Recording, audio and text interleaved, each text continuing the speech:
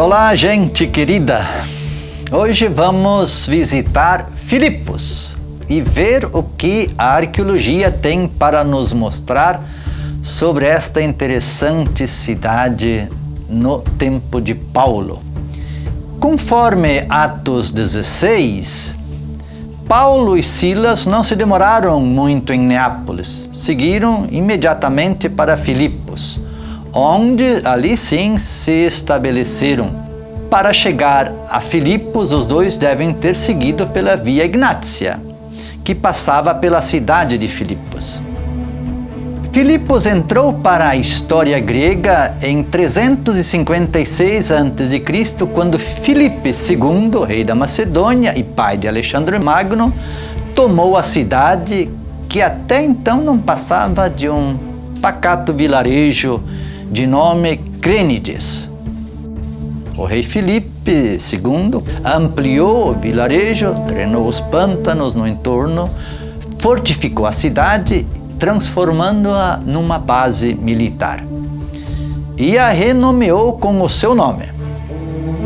Em 167 e 168 a.C., Filipos foi conquistada pelos romanos. E foi por volta desse período que os romanos começaram a construir aquela famosa Via Egnátia que nós já mencionamos e que vai passar no meio da cidade de Filipos e que parcialmente ainda pode ser vista hoje na cidade atual.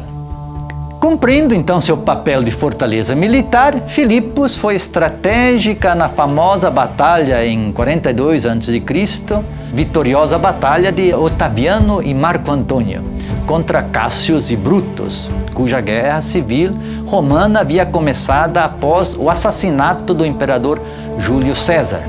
É então que Filipos passa a ser denominada Colônia Júlia Augusta Filipense. Foi também então que a cidade se tornou colônia romana, o que a elevou de categoria. Com o status de colônia romana, Filipos ganha autonomia para estabelecer e cobrar seus próprios impostos, cunhar moedas, reger-se segundo as leis romanas, essas coisas.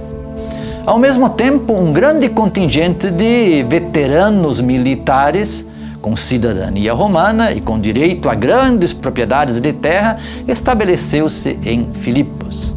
O latim, junto com o grego, passa então a ser a língua oficial. É então, nesse período, que começam a ser construídas grandes obras na cidade. Enfim, Filipos é romanizada. A elite, e em sua maioria cidadãos romanos, vivendo às custas do trabalho escravo, procurava estabelecer em Filipos um modo de vida romana. O governador era nomeado diretamente por Roma e este administrava a cidade segundo as leis romanas, de maneira que Filipos se torna uma pequena Roma. Foi mais ou menos esse o contexto encontrado por Paulo quando ele chegou à cidade. A partir da primeira metade do século IV depois de Cristo, sob o domínio romano, e quando o cristianismo é reconhecido pelo Império, começam a surgir as primeiras igrejas cristãs em Filipos, como se verá mais adiante.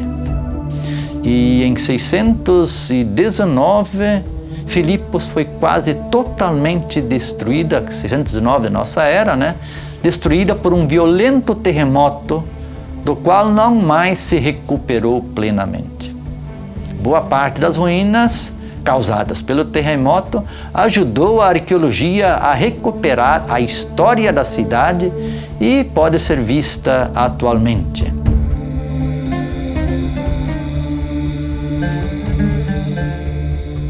As escavações em Filipos começaram em 1914 e os principais monumentos escavados e atualmente à vista do visitante podem ser classificadas em 3 períodos: o grego, o romano e o bizantino, que é o romano cristão.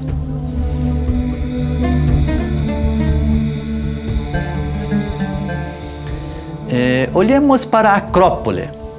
que é de difícil acesso, ela teve 3 fases de ocupação, assim como a cidade situada abaixo.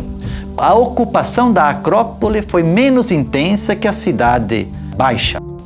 Parece que no período romano sua função maior era a de fortaleza e de posto de observação. Pelo menos é o que indicam a torre e os restos de uma antiga muralha do período bizantino no topo da cidade. O que mais chama a atenção a gente, na Acrópole são os relevos em impressionante grande número, alguns com inscrições rupestres talhados nas rochas na encosta sul da Acrópole. A variedade de relevos revela a diversidade do grande número de santuários que ali existiam, com destaque para as divindades femininas, como Artemis, Diana, Atenas e outras. Também chama a atenção que, além das figuras, há imagens simbolizando a lua, os olhos, os ouvidos, o falo, a cruz.